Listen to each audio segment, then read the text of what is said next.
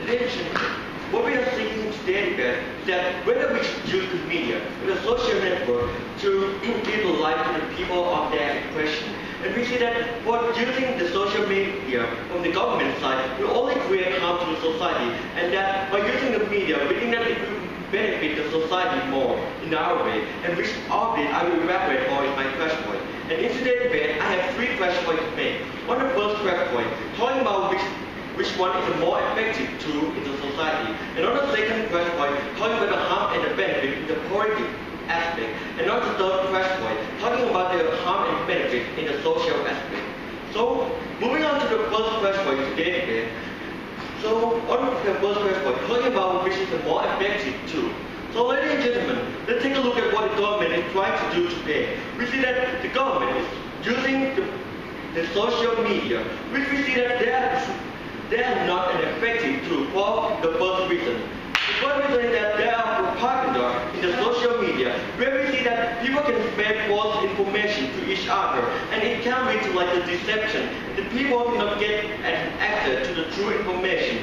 We see that if the people don't get access to the true information, it's going to cause a conflict because the people have a misunderstanding. People will not really know what is going on in society.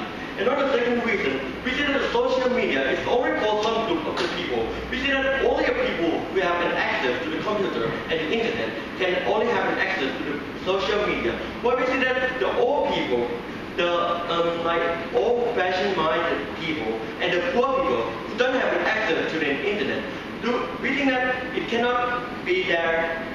It cannot benefit to them. Because we see that if they don't have an access to the computer, they don't have an access to the social network. And we see that without the social network, we see that now they cannot get any information from them. So we see that the social network could not be an effective tool. And we see that on the third point there, that they claim that the social network will be an effective tool, because we say that they claim that people can tell to everyone by just posting on their Facebook.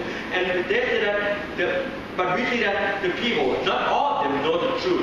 Sometimes people just post false information into their own Facebook and creating a misunderstanding into everyone. Which we see that if one person tends to post something on their Facebook and the other comes to see what they post, and if it is not true, we see that if the people gain an access to the false information, we see that it can lead to a misunderstanding. Like we can see that in the situation like in the conflict in Thailand, where we see that those lecture people just like keep saying bad things to the about the yellow shirt, and what they say is that their fellow lecturer see that information and they think that what they post is true. And we see that in the real situation, we see that it is not true, and but people believe that. So we see that it leads to a more conflict. But why on our side, we only use the media alone? Why? Because on the first one, the media have a check and balance. They will not post just like something that is false and biased. Because of what? Because the media are profit-oriented. The reason of profit-oriented, meaning that they will have to do anything to attract the viewer, and that if they post the false information, it will not attract the viewer, because the viewer will lose the trust on the media. And on the second thing, we see that the media can be reached to all, because what? The media can be like television, radio, newspaper, which can be reached to all kind of people, and that we see that the media can be reached everywhere. Like we can see that the BBC and CNN can do the news in the other country as well, and we see that it is an international company. And we always see that media are making the news in the oppressive country, like in Thailand, when there are conflicts, the news reporter from the CNN also come to Thailand as well. So we see that even in the poor country, they also come there and to show everyone around the world what is really happening, in which the people in the social network can. And boy, move on. Yes.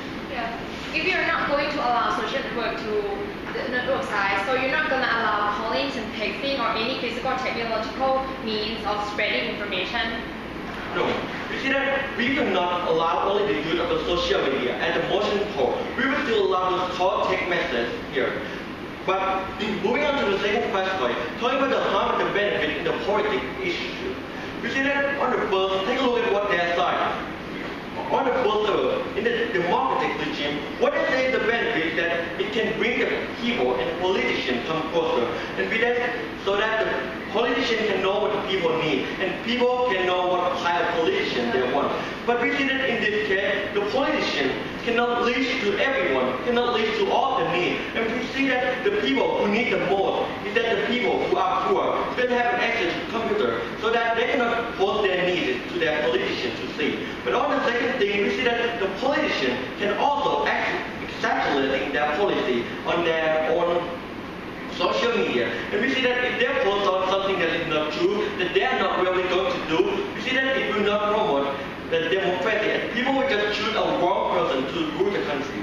And we see that on the second thing, on the oppressive regime, we see that they claim that it will drive out the dictator. But we see that under the status quo, we see that people in the oppressive regime who post something on Facebook, like my elbow has said, has been killed like 5 minutes after expressing their against to the oppressive regime. So let's take a look at what our side is doing. We see that it came into Vietnam. We see that we just intensifying the conflict. And we see in the democratic society, in the post-war, we see that, like in the case of the red and yellow shirt, we see that when they keep saying bad to each other, which is not true. We see that it just leads to the conflict to be more severe, to be incentivized. Like my always said that now when people keep saying bad things, they will have more hatred against each other. And which is the result? We see that the center bird got burned, people died, and we see that we don't want any of that to happen. So we see that social network always lead to the harm.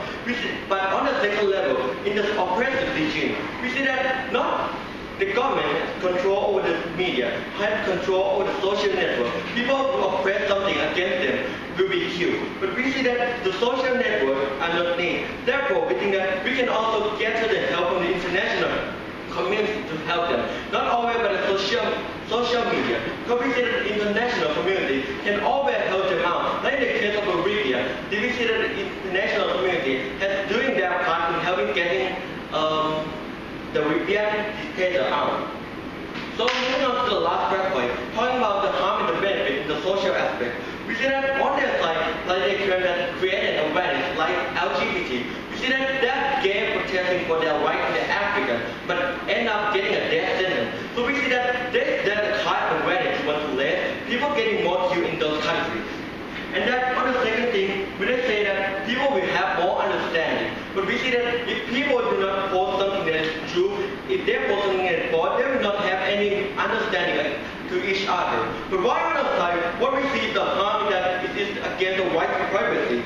So we see that in the harm on the first thing, the identity is there. We see that it led to an exploitation of the people. Like we see in the status quo that now people post their information on their own Facebook, and now just like some unknown people who like account come get their information, trick them into transferring their own money to their own account. Let me see that happening in the sales.